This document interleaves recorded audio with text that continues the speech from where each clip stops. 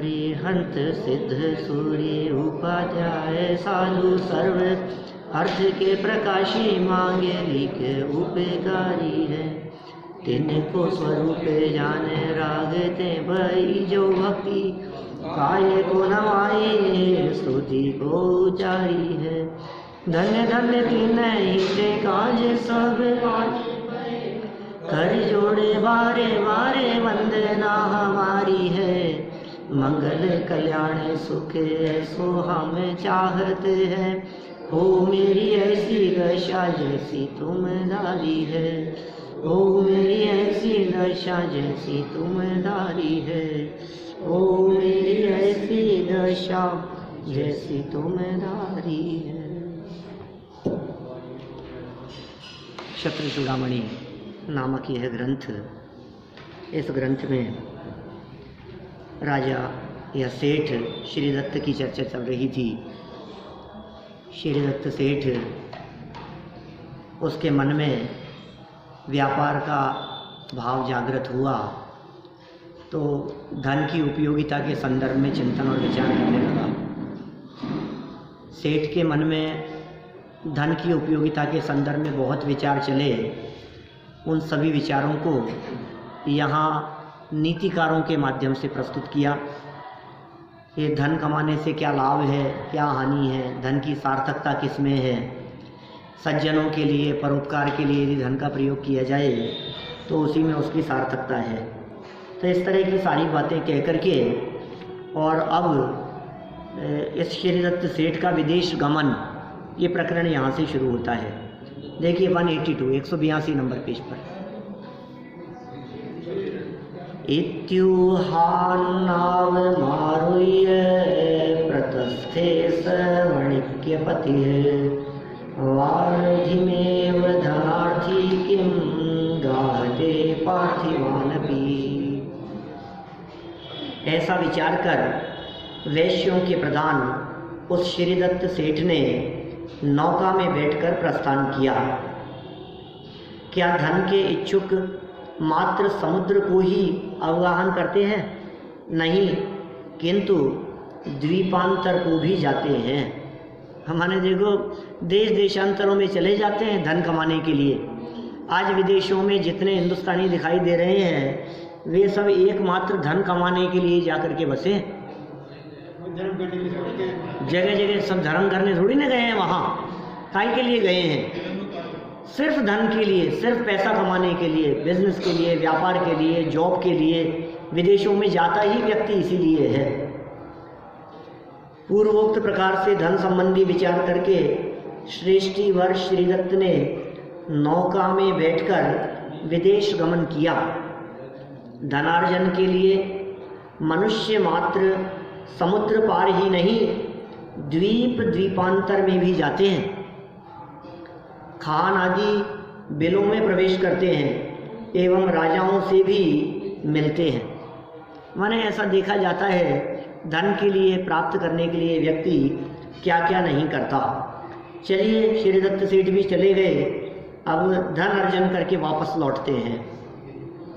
द्वीपांतरान है वर्तिष्ठ पुष्ट है सायात्रिको धनये अतर्क्यम खलु जीवानाम अर्थ संचय कारणम। कुछ काल के पश्चात धन से पुष्ट नौका के स्वामी श्रीदत्त सेठ दूसरे द्वीप से धन कमाकर लौटे। धन कमा करके लौटने लगे। वहाँ से धन से भरी हुई थी नौका। अब उस जमाने की बात है, नौका से इधर उधर विहार किया करते थे। कैसे धन, और धन भी बहुत वजनदार हुआ करता था। आज जैसे तो होता नहीं, ट्रांसफ़र हो गया और एक एंट्री मिल गई आपको और ख़त्म हो गया काम। और सोना हुआ करता था, कागज़ के नोट भी नहीं होते थे, वो चलते नहीं थे, मुद्राएं चला करती थी। माने कितनी भारी भरे थैले भर के धन के हुआ करते होंगे उस ज़माने में। वो सब लौट करके आ रहे थे। नीतिकार कहते हैं निश्चय से मनुष्यों के धन कमाने का कारण तर्क रहित है। माने इसमें कोई तर्क नहीं चलता है धन क्यों कमा रहा है तू। क्यों इकट्ठा करके लेकर के आ रहा है? कोई तर्क नहीं है, वो करता ही है व्यक्ति। मनुष्य के धन संचय के कारण विचारातीत होते हैं। द्वीप द्वीपांतर से धन संचय कर श्रीदत्त सेठ स्वदेश लौटते हैं। श्रीदत्त सेठ पर संकट आ जाना। अवारांत मथ प्राप्त पारावारस्य नाविकः चुक्षुभे नौरी हासारान वेद्यो विपक्षणः। इसके अनंतर जब वे नौका के स्वामी श्रीदत्त सेठ समुद्र के तट के समीप पहुँचे, तब यहाँ आने पर जल की बड़ी भारी लहर से नौका जल के प्रवाह में डूबने लगी। तो अचानक संकट आ गया। और कितने वैराग्य में प्रसंग बनते हैं इस तरह के कि एकदम अचानक ऐसा झटका लगा कि प्राण निकले।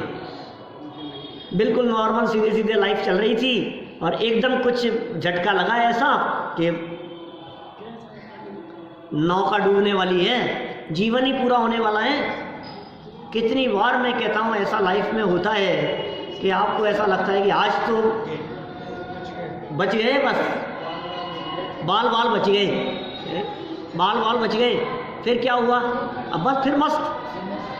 अब वो जो बाल बाल बचे थे ये दोबारा बचोगे क्या? ये देखो कैसी स्थिति हो गई। निश्चय से विपत्ति का समय जाना नहीं जा सकता है। आप जान नहीं सकते कब विपत्ति आ जाए, ये पाप कर्म का उदय कब आ जाए माथे पर। इसलिए हर समय ये धर्म हमारे चित्त में रहना चाहिए। अपना उपयोग, अपना ज्ञान सदा निर्मल रखने का प्रयास करना चाहिए। क्या पता कौन सा पाप कर्म का उदय कब उठ करके उछल करके आ जाए। नॉर्मल चलती हुई लाइफ में चलते चलते एकदम ये अटैक आ गया। ये क्या हुआ? सोचा ही नहीं सामने। तो दुर्घटना, अटैक, बीमारी है, किसी तरह की कोई एक्सीडेंट हो गया, किसी ने गोली मार दी, कुछ नहीं था, झगड़ा दो लोगों में हो रहा था, हम उधर से गुजर रहे थे और हमने कुछ नहीं किया, सिर्फ जा रहे थे रास्ते से और हमारे ऊपर हमला कर दिया। अब हम बीच में फंस गए। हमारा क्या लेना देना था उसमें?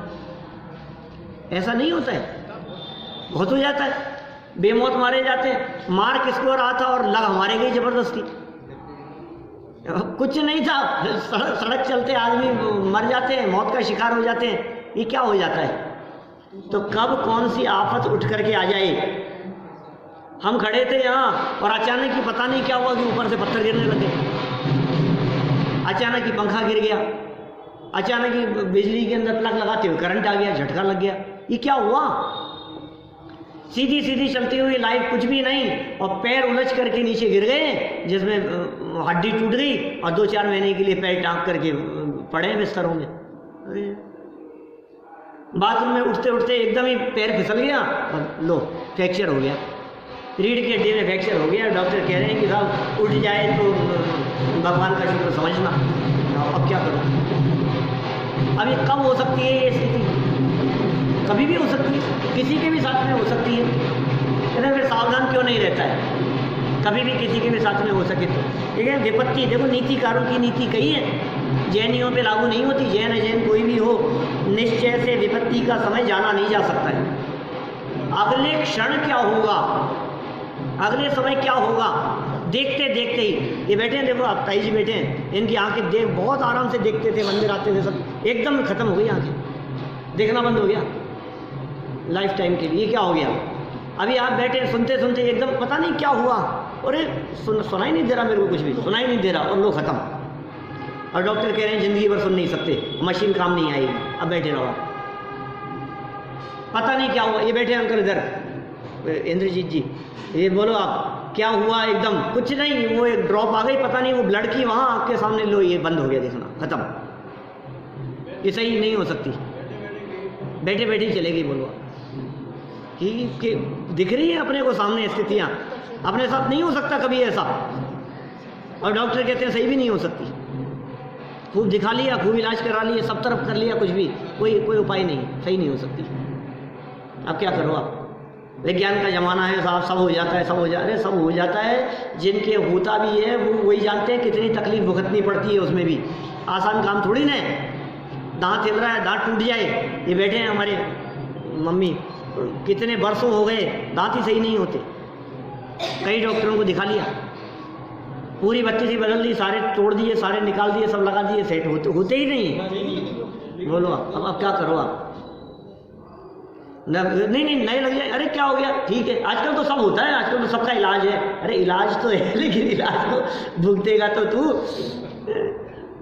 इलाज तो सब दिख रहा है। घुटनों में जरा घुटने चेंज हो जाते हैं आजकल, तो घुटने बदल जाते हैं, बदल तो जाते हैं, लेकिन हाँ तकलीफ जो भुगतनी पड़ती है उसका क्या होगा? विपत्तियाँ कहकर नहीं आती, संकट कहकर के नहीं आते, कब क्या हो जाएगा, कब कौन सी खबर किस समय आ जाए। अभी यहाँ बैठे हुए हैं, एकदम खबर आ गई, लो साहब वहाँ ऐसा हो गया, बच्चे के साथ ऐसा हो गया, उसके साथ ऐसा हो गया, पिताजी के साथ ऐसा हो गया, यहाँ ऐसी घटना, बस बैठे बैठे सूचना आ गई और क्या हो गया। न्यूज़पेपर भरे रहते हैं ऐसे। क्या कहती है? विपत्ति का समय जाना नहीं जा सकता, आप जान नहीं सकते, आ जाएगी तो आ जाएगी। विपत्ति का काल, सरल अर्थ देखिए, विपत्ति का काल पहले से निश्चित नहीं होता, किस पर कब कैसी विपत्ति आ जाए यह अनिश्चित रहता है। नौका के स्वामी श्रीदत्त सेठ विशाल समुद्र को पार करते हुए किनारे पर पहुंचने वाले थे। बोलो कि समुद्र की तेज गति की लहरों से उनकी नौका डूबने लगी, पूरा समुद्र पार कर लिया, अभी अंत में आकर के ऐसा हो गया। व्यक्ति कहाँ कहाँ से दुनिया भर से घूम फिर करके आ जाता है और घर की चौखट में अंदर आते समय एकदम गिरता है और प्राणांत हो जाते हैं। फ्लाइट में कहाँ कहाँ से उड़ करके आ गए, फ्लाइट लैंड होते समय वो क्रैश हो गई, लो उतरते उतरते सब कहीं कुछ नहीं हुआ और वहाँ आकर के टकरा गई, खत्म, सारे के सारे लोग, एक भी नहीं बचा। समय कह करके नहीं आता है, पहुंचने ही वाले थे। अब क्या दिक्कत है, खुशी का माहौल कब मातम में बदल जाए पता नहीं लगता है। इसलिए प्रसन्नता के कोई भी विषय हो, प्रसंग हो, ज़्यादा घमंड नहीं करना, सहज रहो। हम ये नहीं कहते आप प्रसन्नता के समय में रोने लगो, ये नहीं कहते हम। प्रसन्नता का प्रसंग आया है, अच्छे प्रसंग आपके साथ में बने हैं, आप प्रसन्न रहो, मस्त रहो, लेकिन ज़्यादा घमंड मत करो, क्योंकि क्या पता कौन सी अगली सूचना क्या आ जाएगी, इस बात का पता नहीं है आपको। नौका में बैठे लोग भयभीत, अकेले नहीं थे, साथ में और भी लोग थे, सब भयभीत होने लगे। लेकिन ज्ञानियों का विचार कैसा होता है उसमें भी, पूर्वमेव तु नौनाशात् शोकाब्धिं पोतगागतः काष्ठागतस्य दुःखस्य दृष्टान्तं तद्धि नोक्षये। फिर नौका में बैठे मनुष्य नौका के नाश से पहले ही शोक रूपी समुद्र को प्राप्त हुए। जब मरेंगे तब तो मरेंगे, ये जो मरने का भय है ना, ये हर क्षण मारता रहता है व्यक्ति, हर क्षण मरता रहता है, मर नहीं जाऊं, मर नहीं जाऊं, मरेगा क्या, मरेगा क्या, मर नहीं जाए। 3 साल का बच्चा डोली के नज़दीक आकर के, सीढ़ी के नज़दीक आकर के पहुंचता है और ये घबरा करके भागता है, गिर नहीं जाए, ये गिर जाएगा अभी, माने उस घबराहट से हर क्षण मरता रहता है।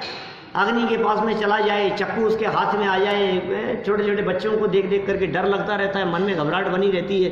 ये किस बात की घबराहट है? बच्चा अकेला नहीं निकल जाए, अकेला रोड पार नहीं कर ले, बच्चों की भी ऐसी दशा और बड़ों की भी ऐसी दशा। 70 पार के लोगों की स्थिति ऐसी, थोड़ा पाँव धूजता है तो घबराहट होती है।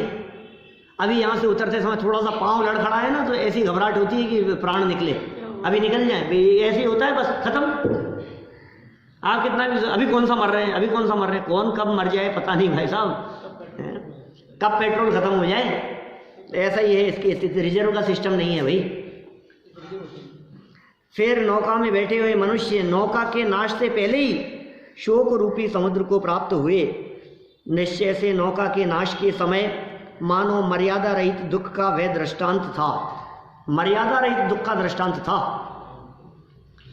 कभी कभी ऐसी परिस्थिति बनती है, आपके साथ में पता नहीं कभी बनी कि नहीं बनी, बनी होगी कभी ऐसी, जिसके बारे में आप ये कहते हैं आज मैंने मौत को बहुत नज़दीक से देखा,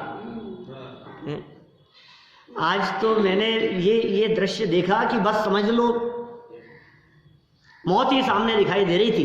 हमारे देवर के बेटी हाँ खाई के अंदर गाड़ी गिर गई। बोलो। परसों की बात है, बेटी जवाई खाई में गाड़ी गिर गई। अब बोलो आप। हाँ इनका पूरा परिवार और वो उनकी जो लड़की है ना लफंगा, हाँ लखन भाई, उनके लड़का, उनकी बहू सब थे। अब देखो कोई बात नहीं, अभी ऐसा ही होता है, क्या करो, ऐसा देखा कि क्या बतलाएं आपको, बतला नहीं सकते हम।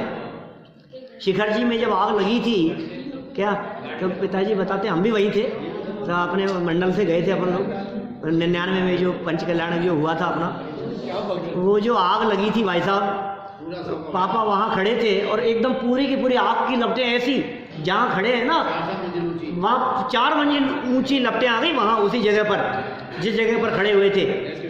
ऐसा देखा कि वो मौत को नज़दीक से देखा। और कितने सिलेंडर थे, 500-500 सिलेंडर पड़े थे, गैस के सिलेंडर, एक नहीं फटा। कैसी स्थिति थी, पूरा पांडाल खत्म हो गया।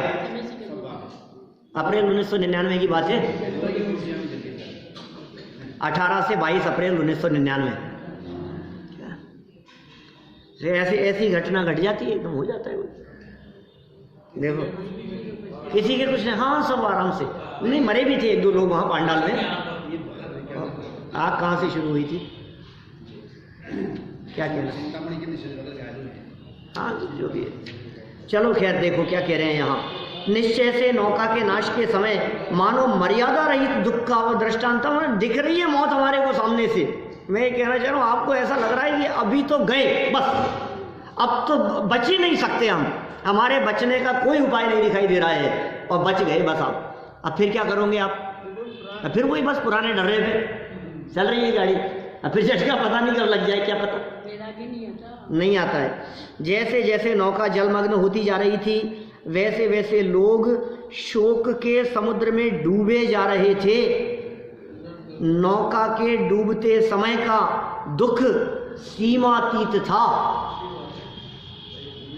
बोलो, आपके सामने ऐसे दृश्य बने, आपकी आंखों के सामने ये जो जमीन है ना दबती जा रही है धीरे धीरे। वो एक वीडियो है इस तरह का, कोई देखा, यूट्यूब पर चल रहा था, काफ़ी सालों में कई बार देखा मैंने उसको।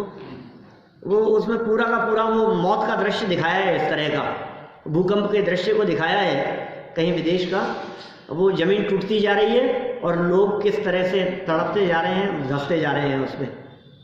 नहीं देखा किसी ने भी?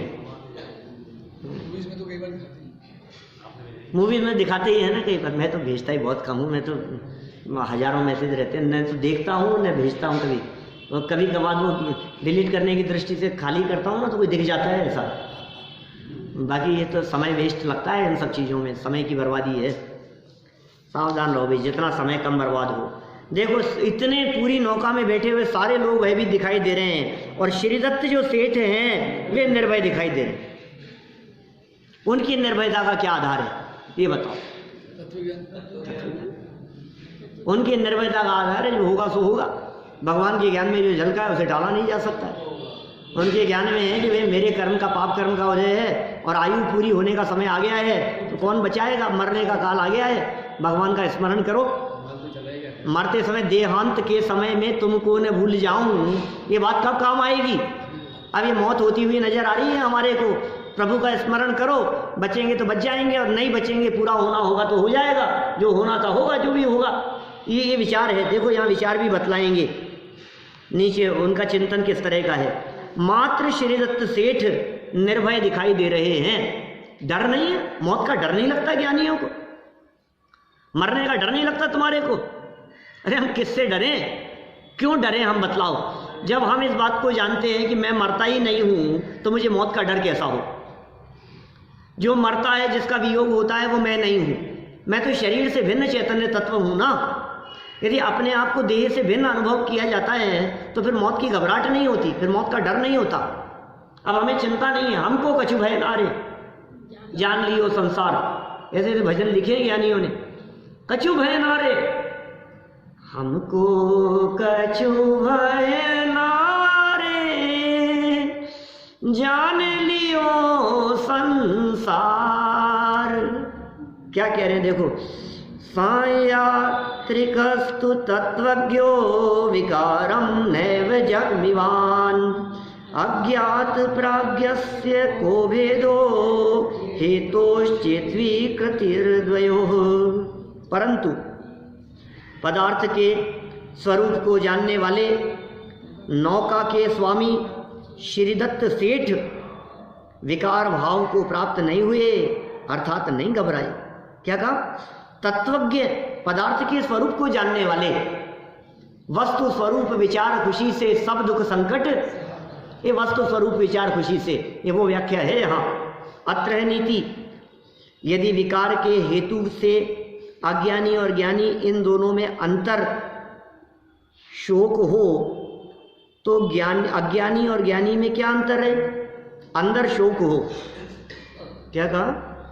यदि विकार के हेतु मिलने पर, संकट की परिस्थितियां बनने पर ज्ञानी और अज्ञानी दोनों ही के अंदर शोक की स्थिति बने, तो फिर ज्ञानी और अज्ञानी में अंतर ही क्या रहा?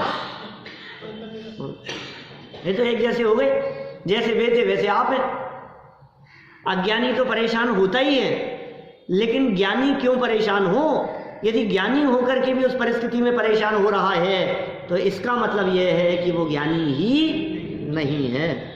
सरल अर्थ देखिए, वस्तु स्वरूप के जानकार नौका के स्वामी श्रीदत्त सेठ निर्भय थे, भय नहीं था सेठ को, क्योंकि तत्वज्ञ के सप्त भय नहीं होते। सप्त भय जानते हैं कौन कौन से हैं? इहलोक भय, परलोक भय, मरण भय, वेदना भय, आकस्मिक भय, अरक्षा भय, अगुप्ती भय। हमारे यहाँ आचार्यों ने शास्त्रों में 7 प्रकार के भय बतलाए। डर 7 प्रकार के हैं। जिनके जीवन में 7 प्रकार के डर नहीं होते, वे सम्यक दृष्टि ज्ञानी होते हैं। सम्यक दृष्टियों को सप्त भय नहीं होते। सही 7 तरह की परिस्थितियां बतलाई है जिनमें जीव बहुत ज़्यादा घबराता है, इस लोक संबंधी परिस्थितियों को देख करके डरता है, और परलोक का डर दिखाई देता है इसको। क्या होगा, कहाँ जाऊँगा, मर के कहाँ पैदा हो जाऊँगा, नरक में नहीं चला जाऊँ, नरक में नहीं चला जाऊँ, हैं त्रिंज गति नहीं मिल जाए हमारे को, कुत्ता बिल्ली हो गया तो क्या होगा, निगोद में चला जाऊँगा। पाप से डरता है, इसको डर लगता है अगले जन्म का, ये परलोक भय है। मौत से डरता है, तीसरा भय मरण, मौत नहीं हो जाए। अभी मर नहीं रहा है, जिंदा है, लेकिन तो भी मौत से डरता है। रोड क्रॉस करते समय डर लगता है, तेज स्पीड से गाड़ियाँ चल रही हो तो डरता है। और उनमें बैठ जाओ आप, समझ लो आप जो ऐसे झूले चलते हैं जो तो दिल थाम करके बैठता है, बिल्कुल उल्टे हो जाते हैं, बिल्कुल उल्टे हो जाते हैं। और जिस स्पीड से चलते हैं, ये डिज्नी वर्ल्ड वगैरह में जो चलते हैं ना, ये तो ऐसे खतरनाक होते हैं कि वहाँ इंस्ट्रक्शन लिखे रहते हैं, कमज़ोर दिल वाले कृपया ना बैठें। बिल्कुल इंस्ट्रक्शन लिखे रहते हैं, आप वहाँ बैठे आप मर ही जाओगे, मौत हो जाती है वहाँ। तो बहुत से लोग तो बैठते ही नहीं है, वो सूचना पढ़ करके ही जाते ही नहीं है, वो हमें तो नहीं जाना। राजगिरी में रोपवे है ना, उसको हाँ, पेशेंट को बनाए, बिल्कुल हार्ट पेशेंट नहीं करते इसमें, बिल्कुल रोपवे पर ऐसे ऐसे बहुत है वहाँ, बहुत ऐसी जगह देखते हैं जहाँ ऐसे ऐसे डर लगता है। मौत किस बात का डर है तुम्हारे को? मर जाऊँगा, इस तरह से घुमा देते हैं, इस तरह से आपकी चक्री घुमा देंगे, आपको घुमा करके इस तरह से आप इतना तेजी से, माने समझो आप सेकंड में कोई 50 चक्कर लगा ले, 1 सेकंड के अंदर इतना इतना तेज गति से घुमा देंगे आपको। आप पलक झपको इतनी देर में तो गायब।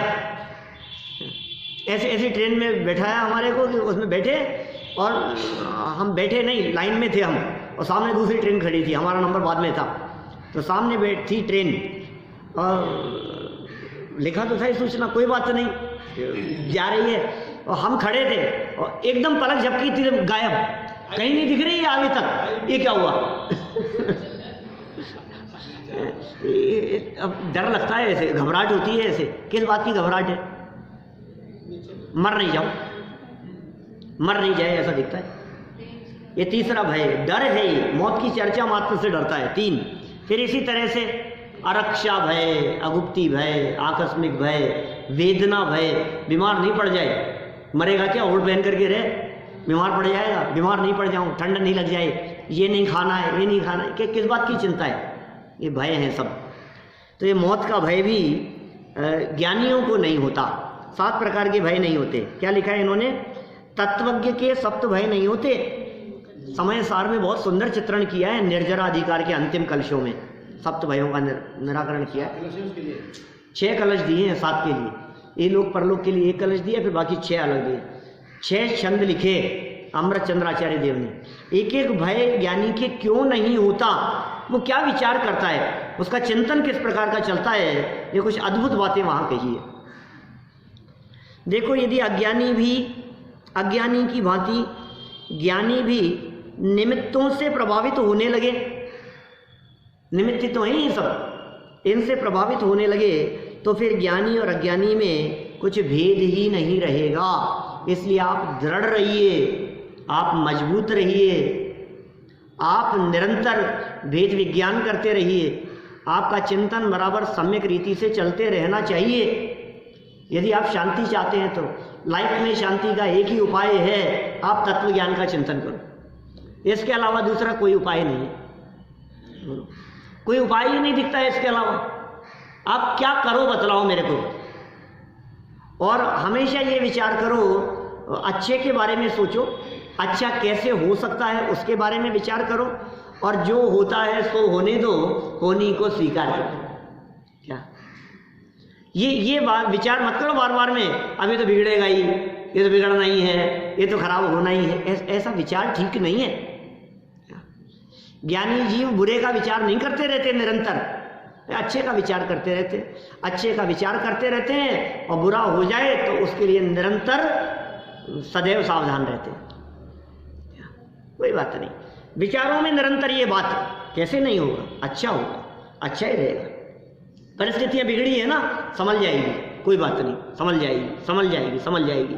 अब एक व्यक्ति तो ऐसा जो है चिंतन करता है संभल जाएगी, और दूसरा व्यक्ति ये कहे कुछ नहीं होगा, ये तो मरेंगे ही, ये तो बिगड़ेगा ही, ये तो अस्पताल में भर्ती हो जाए तो क्या चिंतन करना, बोलो।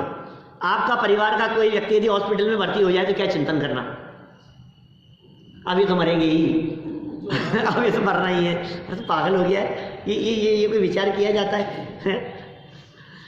कोई मिलने के लिए आए वो भी क्या कहता है आपको, ये कहता सब ठीक हो जाएगा, हिम्मत रखो, हिम्मत रखो।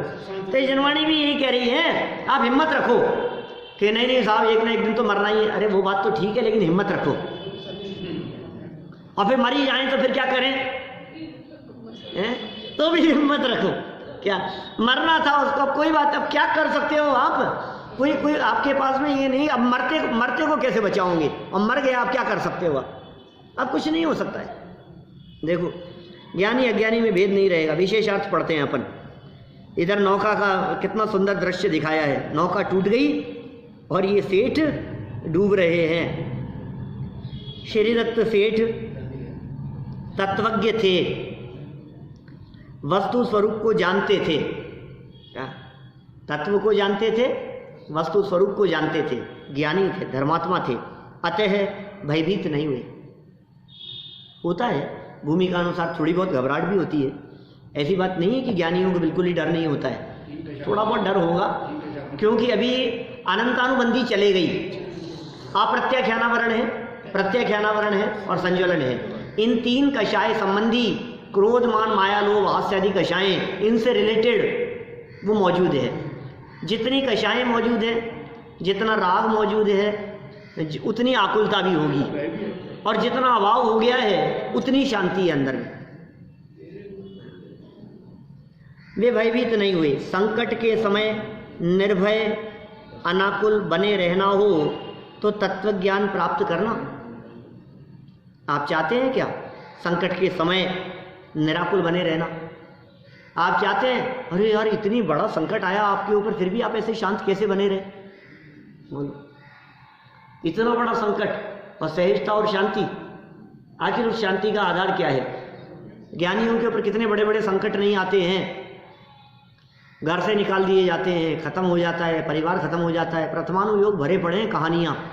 पुराणों को उठा करके देखो तो ऐसी कहानियों से भरा मिलेगा आपको, इतने प्रसंग मिलेंगे आपको, चाहे रामचंद्र जी की घटना, चाहे भरत बाहुबली की घटना, चाहे कौरवों पांडवों की घटना, जैन रामायण उठा करके देख लो, जैन महाभारत उठा करके देख लो, चाहे किसी का भी प्रसंग, द्रौपदी की चर्चा करो, चाहे सीता की चर्चा करो, चाहे अंजना की चर्चा करो, चाहे अनंगसरा की चर्चा करो, चाहे सती मनोरमा की चर्चा करो, कितनी सतियों की चर्चा करो आप। अंजना की बात देखो आप, पवनंजय अंजना के बीच में क्या परिस्थितियां घटी। एक एक घटना ऐसी है जो आपको हिम्मत प्रदान करेगी। वो ये कहेंगी, तो तुम्हारे जी कौन दुख है, मृत्यु महोत्सव भारी। समाधि मरण पाठ है। उनको देखो कितना बड़ा संकट आ गया, तो तुम्हारे जी कौन दुख है। तो तुम्हारे जीव को कौन सा दुख है। उनके पड़ोसी ऐसे थे, उनके जेठ ऐसे थे, उनके देवर ऐसे थे, उनकी सास ऐसी थी, उनके बेटे ऐसे थे, उनके भतीजे ऐसे थे, उसकी माँ ने ऐसा कर दिया, उसने उसको लात मार दी, वही उपसर्ग करने के लिए आ गई। दिखते हैं ना सारे प्रसंग। सुकुमाल के ऊपर उपसर्ग किसने किया बतलाओ, सुकुमाल मुनिराज के ऊपर। पिछले जन्म की भाभी वही बनकर के आ गई, शालिनी बनकर के आ गई और खाने के लिए। और सुकौशल के ऊपर उपसर्ग किसने किया, माँ थी पिछले जन्म में, पिछले जन्म में माँ थी।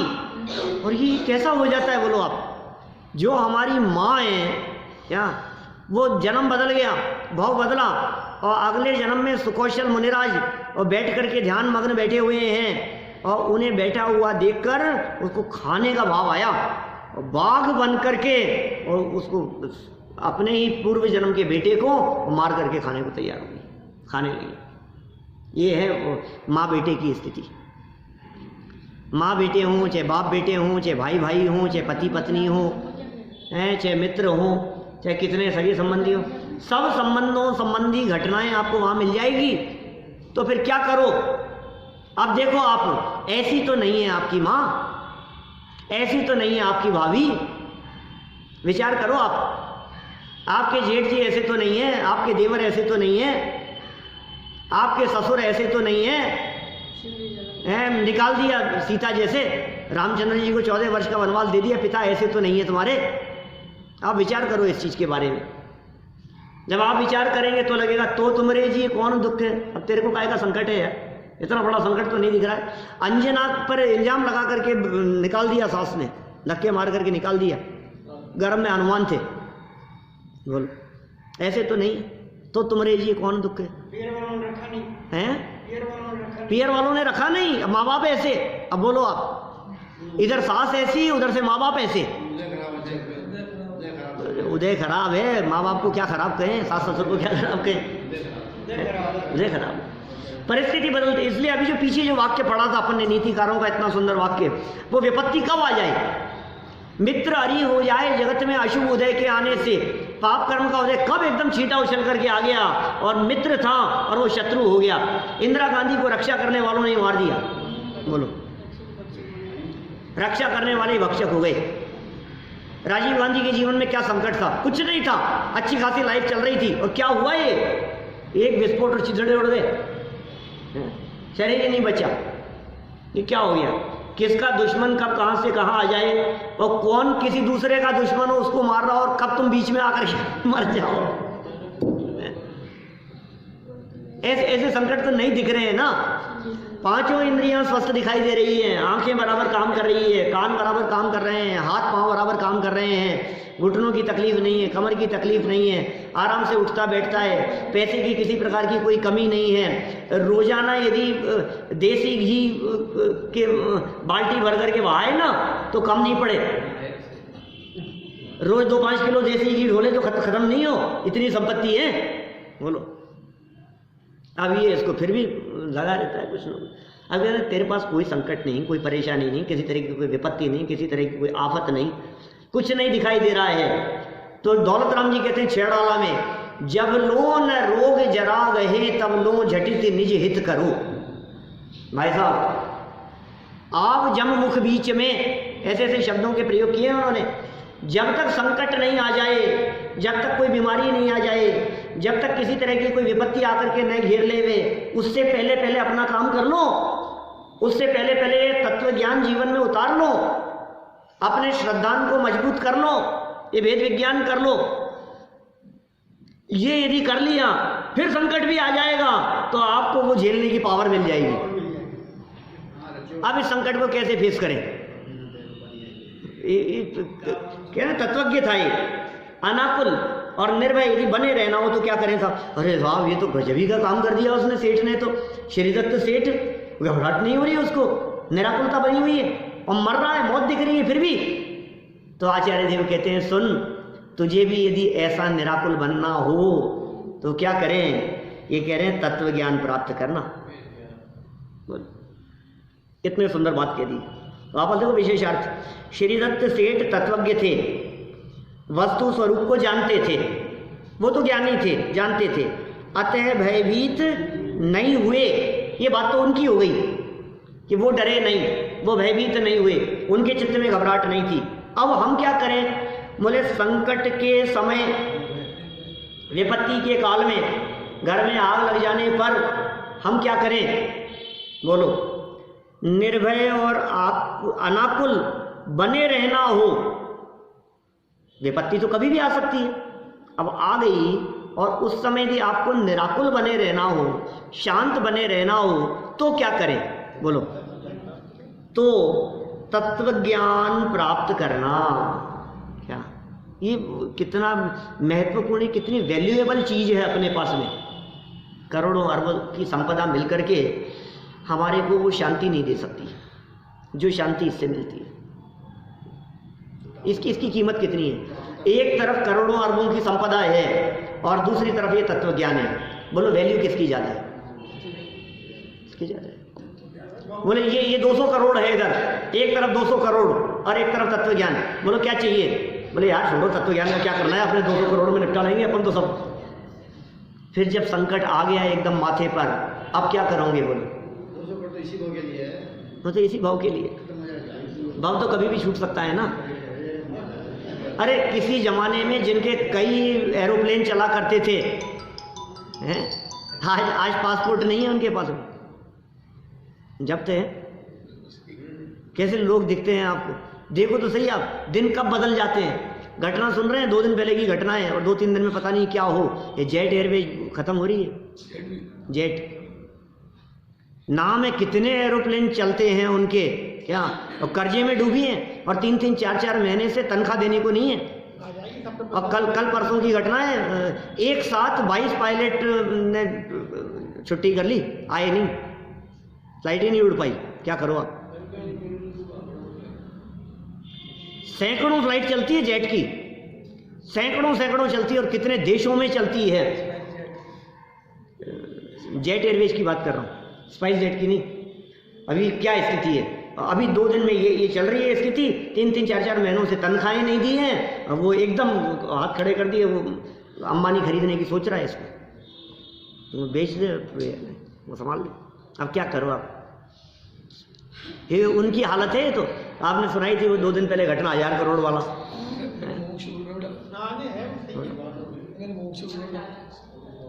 कर लो आपको जो आपको करना हो, सुखी होने के नाम पर क्या करना है, वो सुखी होंगे। अच्छा कौन कौन सुखी दिखाई दे रहा है आपको दुनिया में?